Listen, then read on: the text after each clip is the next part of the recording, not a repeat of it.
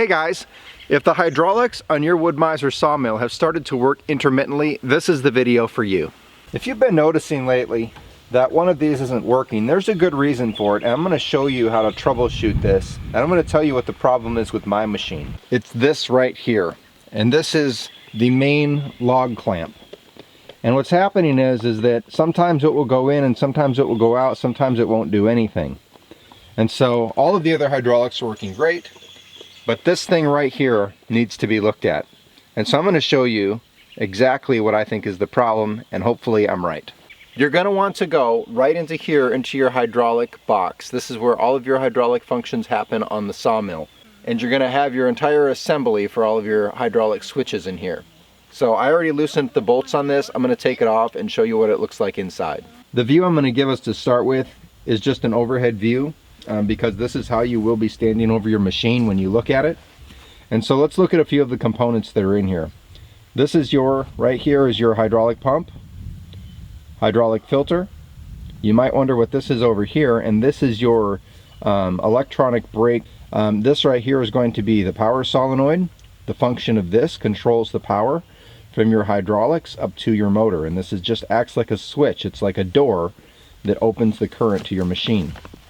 And then of course this over here is all of your hydraulic assemblies and your switches for your hydraulics. This is what flows the fluid in and out on a valve system.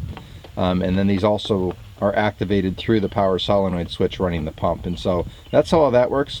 Here's the thing, if you have no hydraulics working at all in your machine, chances are you just have a bad solenoid.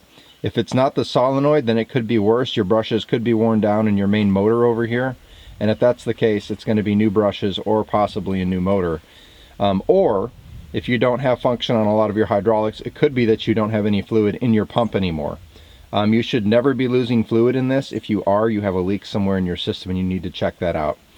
In my case, I only have intermittent working hydraulics, and it's only on one switch, which is the one furthest over here, which is what makes the log clamp go in and out of the machine like this.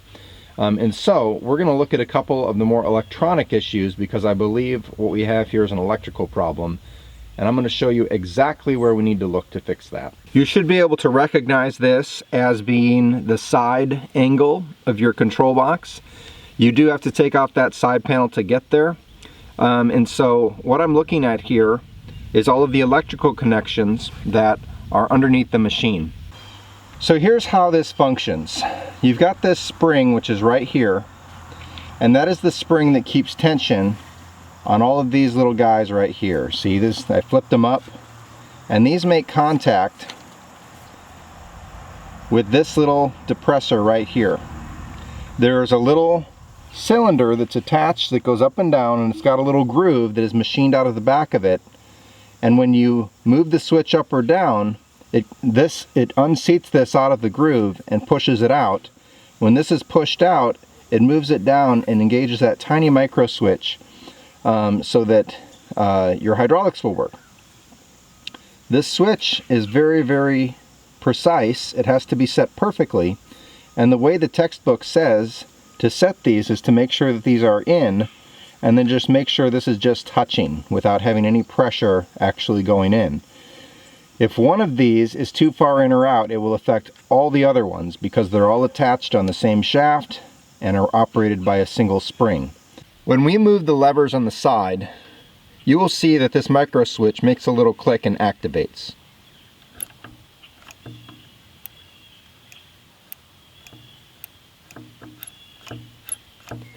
And so every one that I press depresses that micro switch all the way down, and I'm just going down the levers to show you this, except for the one that goes in and out.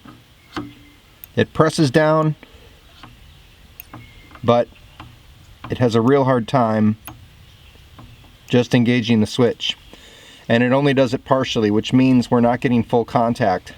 And so there's a couple adjustments that can be made, and I'm going to show you how to do that.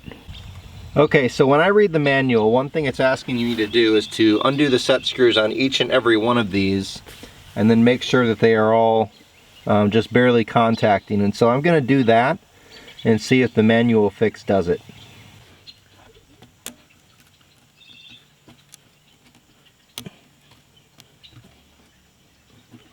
They're all loosened now, and I'm going to just make sure they're barely contacting and tighten them all down. Again, not to over tighten anything. After adjusting everything in that box, I realized that my first switch still was not interacting with that little micro switch properly. And here's what I think the problem is that the switch is just a little bit sticky.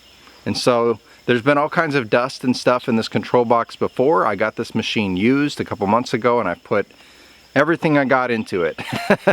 Not money wise, but certainly my emotional capacity has all been spent on this machine. And so what I'm going to do is get the air compressor and blow out all of the dust and get everything out of there, and blow out all of the dust off of the switches. And then I'm going to lubricate the switches, and I have a special way of doing that that hopefully doesn't make too big of a mess. So let's go ahead and do that.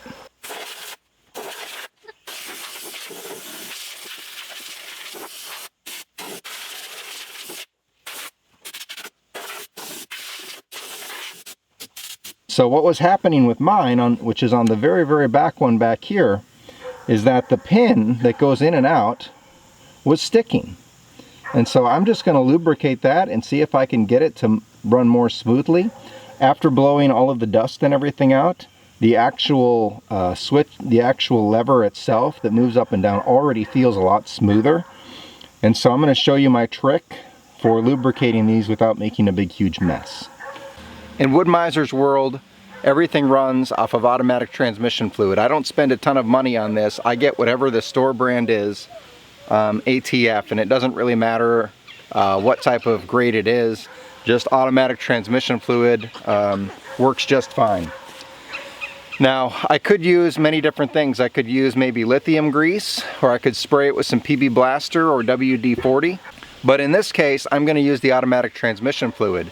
And one of the reasons why is because the automatic transmission fluid is, first of all, cheap. It's very easy to apply.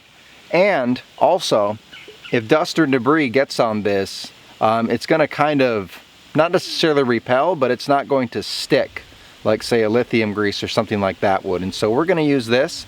And the way that I'm going to apply it without making a mess, I've got this little kind of a syringe dealie, and I use these for finishing a lot. The woodworking projects, that is. And I'm just going to fill it up, and I'm going to put a few dabs on each one and move it back and forth. And this should do the trick to get those little rods unstuck in there.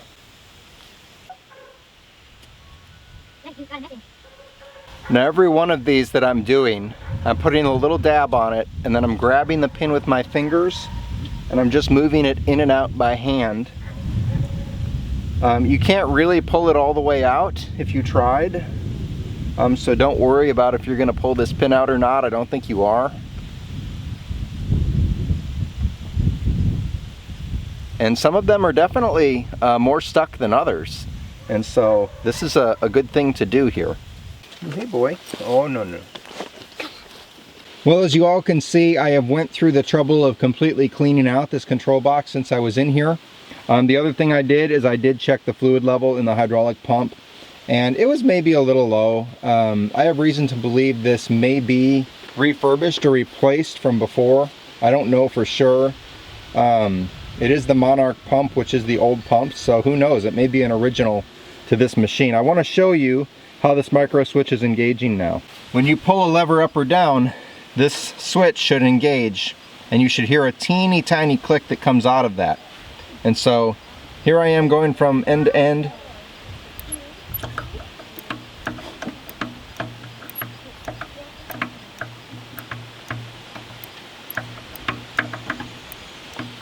And here's the one that was giving me trouble. And there you are, you can hear it click.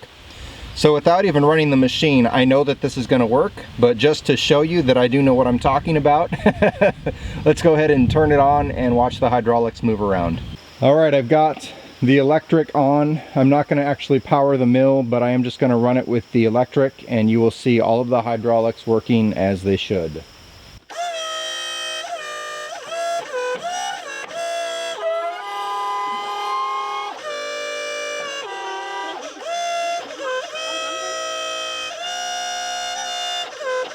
There you have it. everything works just as it's supposed to work. I hope this video has been helpful for you. I do have several other videos that show me repairing various things on this mill that may be helpful for you. If you like what you've seen, please go ahead and subscribe to my channel. Southern Indiana Sawmill would love to have you as a watcher on our YouTube page. Thank you very much for watching, guys. God bless you.